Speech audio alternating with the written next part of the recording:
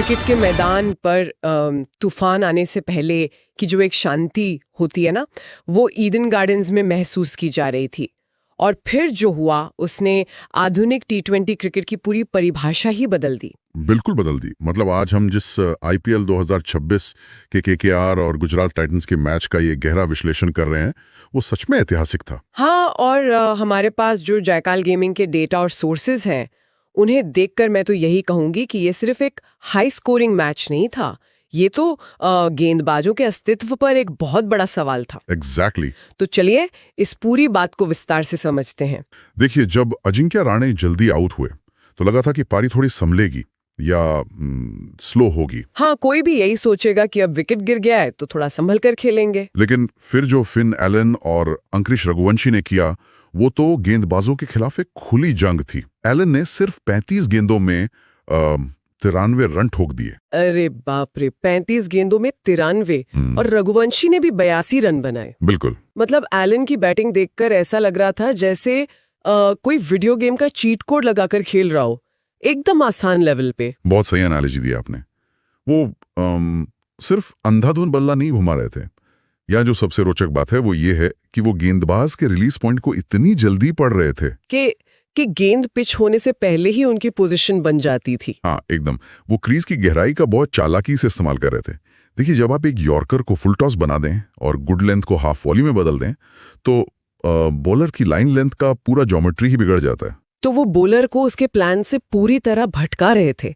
लेकिन एक बात बताइए जी, क्या गुजरात की बॉलिंग वाकई इतनी खराब थी, या फिर आज के दौर में बल्लेबाजों का दबदबा इतना ज्यादा बढ़ गया है कि बॉलर्स बेबस हो गए हैं? मुझे लगता है बॉलिंग खराब नहीं थी। बात यह है कि बैटिंग का एवोल्यूशन इतनी तेजी से हुआ है कि पारंपरिक तेज गेंदबाजी अब बेअसर हो रही है। अच्छा। और इसका सबसे बड़ा सबूत तो खुद गुजरात टाइटंस का जो जवाब था वो था। हाँ, 248 का टारगेट देखकर तो कोई भी टीम बिखर जाती है, घुटने टेक देती है। बिल्कुल। लेकिन शुभमन गिल ने 49 गेंदों में 85 रन बनाए और जॉस बटलर ने सिर्फ 35 गेंदों में 57 रन बनाकर जो काउंटर अटैक किया, वो दिखाता है कि अब बल्लेबाज 15 के रन रेट से भी नहीं डरते। एकदम सही कहा। गिल के वो रॉकेट शॉट्स, वो सिर्फ बाउंड्री नहीं मार रहे थे, वो फील्डर्स के बीच के गैप्स को जिस तरह पियर्स कर रहे थे, वो देखना अद्भुत था। ऐसा लग रहा था कि दोनों तरफ से सिर्फ बॉलिंग मशीन से प्रैक्टिस चल रही है। एक वक्त पर जीटी ने 218 रन बनाकर मैच में पूरी जान फूंक दी थी। तो फिर अचानक ये रन फेस्ट रुका कैसे? मतलब ये सुनामी थमी कैसे? छक्की चढ़ रहे होते हैं तब आपको कुछ अलग चाहिए होता है। राइट। नारायण ने गेंद की गति और गेम का फ्लो दोनों पूरी तरह से खींच लिए। उन्होंने लगातार विकेट्स लेकर गुजरात की कमर ही तोड़ दी। यही मैच का टर्निंग पॉइंट था। लेकिन गति तो बाकी स्पिनर्स भी कम करते हैं। मैं ये समझना चाहती हूँ कि नारायण में ऐसा क्या खास था कि उसी पाटा पिच पर जहां फास्ट बॉलर्स इतनी बुरी तरह पिट रहे थे, उन्होंने अकेले मैच का रुख पलट दिया। उनका ट्रेजेक्टरी और रिलीज बहुत अलग है।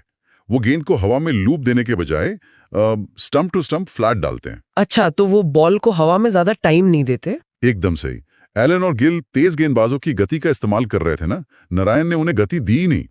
उन्होंने बल्लेबाजों को अपनी ताकत खुद जनरेट करने पर मजबूर किया, जिससे उनकी टाइमिंग बिगड़ी और मिस हिट्स हुए। एग्जैक्टली।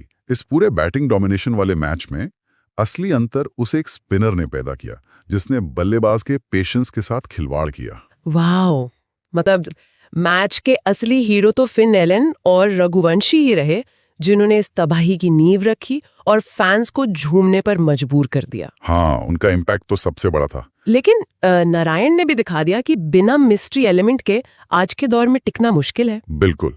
ये अब टी20 क्रिकेट का नया नॉर्मल बन चुका है। तो सुनने वालों के लिए यहाँ से एक बहुत ही रणनीतिक और दिलचस्प सवाल खड़ा होता है। वो क्या? अगर केकेआर की बैटिंग इस पूरे सीजन में ऐसी ही खौफनाक रही, तो क्या बाकी टीम्स के पास इस तूफान को रोकने की कोई खास रणनीति है, या फिर क्या पारंपरिक तेज गेंदबाजों की प्रजाति टी20 से विलुप्त होने वाली है और ये आईपीएल ट्रॉफी अभी से केकेआर के नाम हो चुकी है? इस बारे में जरूर सोचिएगा।